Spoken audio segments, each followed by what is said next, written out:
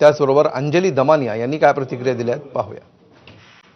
ठीक आहे, ज्याचं त्याचं वैयक्तिक आयुष्य जगण्याचं त्याच्याविषयी माझं मुळीच ऑब्जेक्शन नाही. जगावं, किती लोकांबरोबर जगायचं, कसं जगायचं, ज्याचा त्याचा प्रश्न आहे. पण या नात्यात फसवणूक होऊ नये अशा प्रकारची भूमिका निश्चित आहे. आणि अशी कोणीही, मी फक्त ज्या वकिलांच्या मार्फत नोटीस सिद्धांत शिरसाटला गेली तेवढ्या पुरतंच बोलणार नाही. अशी कोणी फसवणूक केली तर निश्चित त्याच्यावर कारवाई व्हावी. तर मंत्रिपदाचा मिसयूज केला जात असेल अशा प्रकरणात तर मला वाटतं गंभीर बाब आहे. ही अतिशय गंभीर बाब आहे. आणि ज्या पद्धतीनं मंत्रिपदाचा मिसयूज आत्ताच्या घडीला चालू आहे, म्हटलं हा असे मंत्री कधीच आम्ही पाहिलेले नाही.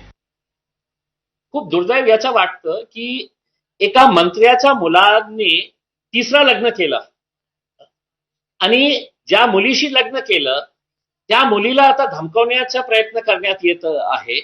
वकिलांनी त्या मुलाला नोटीस पाठवलेली आहे. मग सगळे लोक गप्प का आहे? मला हे प्रश्न विचारायचं आहे. हे आमच्या बाबतीत घडलं असतं तर आमच्या घराच्या समोर 200 मीडियावाले उभे राहिले असते. आणि महिला आयोगला आम्ही विनंती करणार आहे की आता ही गप्प बसणार आहे.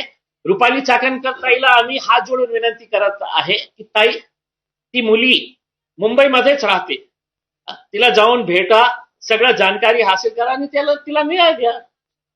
विषय शॉक बसलाय की हे सगळे जे राजकारणी आहेत ते कुठच्या थराला जात आहेत.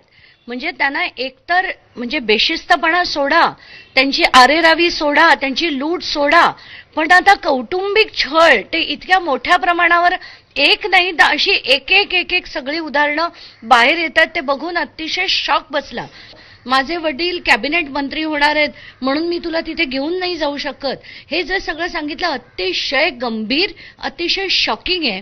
आणि मला असं वाटत होतं की आधी त्या मुलींनी ते सगळं प्रकरण उचलावं आणि ते लावावं. संजय शिरसाटांनी पत्रकार परिषद घेऊन सगळ्या गोष्टी मांडल्या पाहिजेत आणि कसं या मुलीचा झालेला छळ तो तिला न्याय मिळवून देण्यासाठी ते काय करणार आहेत याचं स्पष्टीकरण त्यांनी द्यायला हवं.